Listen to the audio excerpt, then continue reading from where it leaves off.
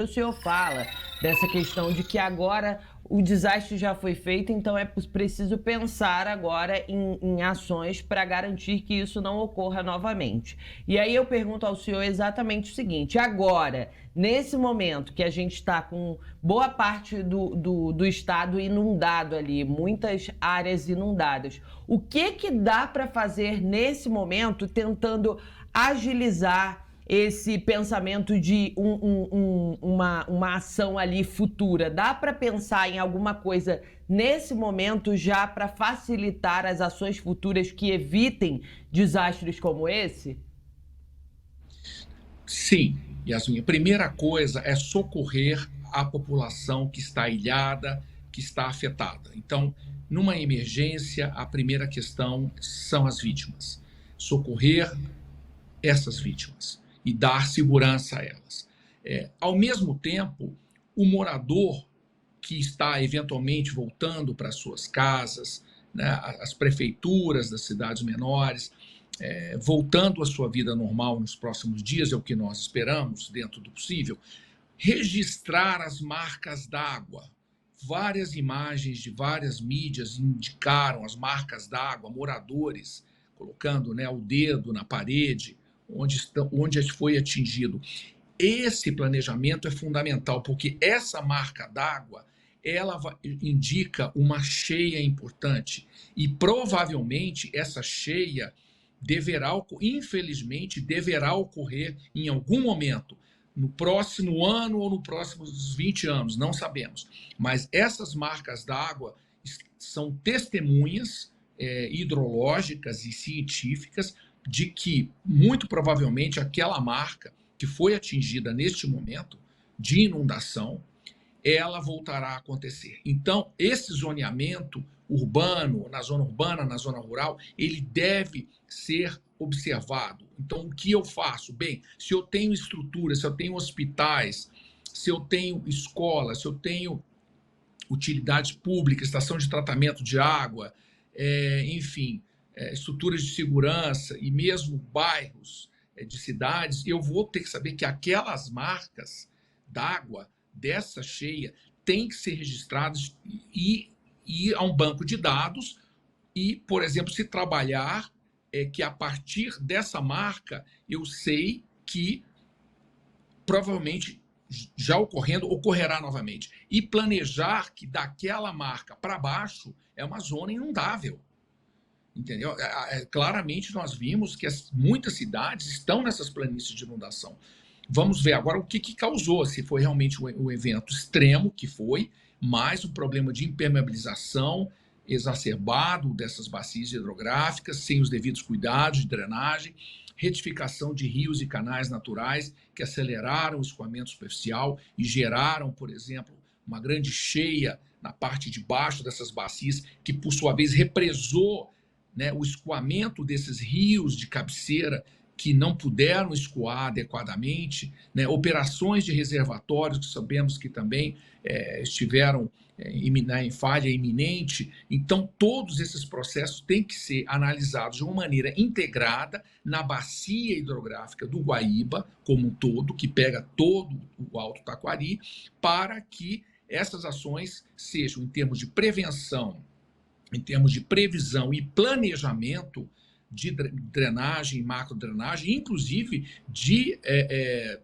alteração de traçados urbanos, porque a gente sabe que, vamos pensar, Porto Alegre já tem os seus diques que não venceram essa cheia do Guaíba, e nós estamos vendo nessa imagem o centro de Porto Alegre inundado. Então, assim, nós temos que realmente repensar, inclusive a última questão, né, além do socorro, registrar as marcas d'água, todos, inclusive a população e essas casas afetadas, saberem de que essa marca d'água pode voltar, e esse replanejamento urbano por parte dos governos municipais, estaduais, de tal sorte que esses custos e prejuízos que, inclusive, não apenas o estado do Rio Grande do Sul, mas o país, no seu orçamento, irá atender, mas são custos e gastos que poderiam ser canalizados para outras ações não emergenciais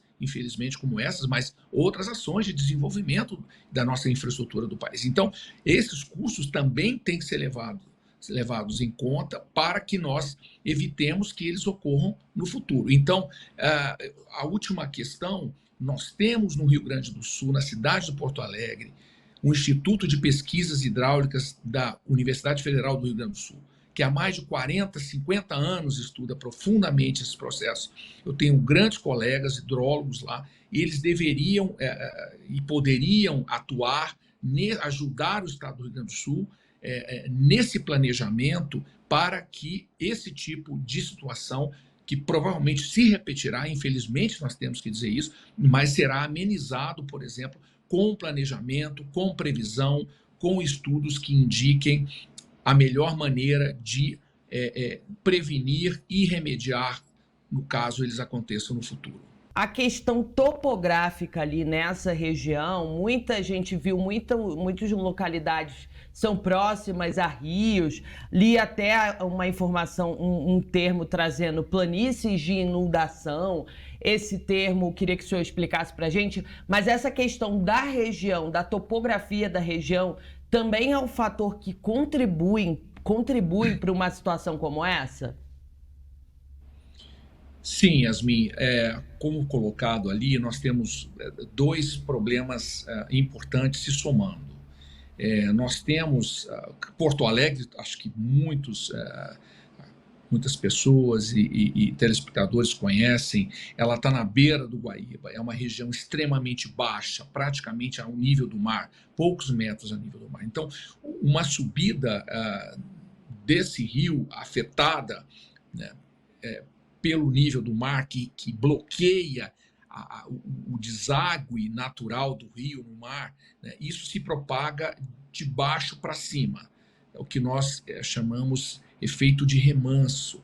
E esse vale do Guaíba, que abarca o Taquari, o Caí e vários outros rios que desaguam nessa bacia do Guaíba, tem uma topografia bastante plana e suave e concentrada, como se fosse uma bacia mesmo, né? São bacias hidrográficas, mas são planas e sujeitas à inundação.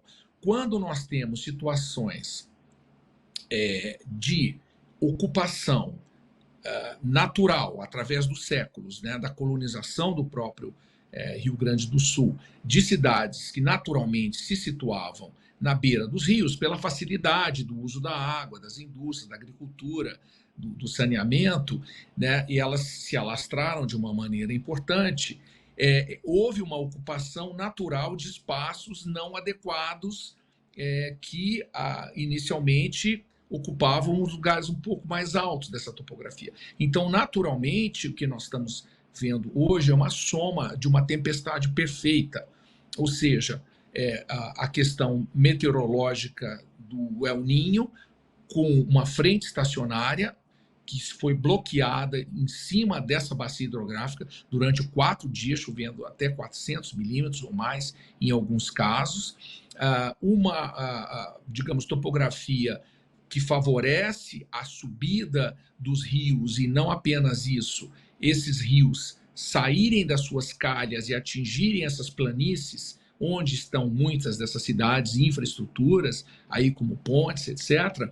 E também o próprio solo se saturando na medida que essa chuva aumenta e colocando mais e mais água na calha do rio. Então, os rios não conseguem, pela sua topografia, que é bastante plana, como a gente vê nessa parte, principalmente estuarina do Guaíba, retém esse fluxo que viria de cima e poderia escoar numa situação mais normal, né? Níveis normais. Então, é uma soma de uma série de processos que a população, os governos, a sociedade civil, o setor produtivo tem que começar a entender que, além das mortes que são irrecuperáveis, né, as vidas humanas, os prejuízos muitas vezes também são prejuízos econômicos, de perdas de infraestrutura, de perdas de materiais, de equipamentos, de eletrodomésticos, enfim, de residências que desabaram, inclusive. Então, esses cálculos têm que entrar junto, como eu falei, daquela marca d'água que vai ficar ali como um testemunho do que pode acontecer. Esses custos devem ser levantados e apresentados à população. Olha, o prejuízo dessa inundação no Rio Grande do Sul agora, em 2024, foi serão alguns bilhões de reais.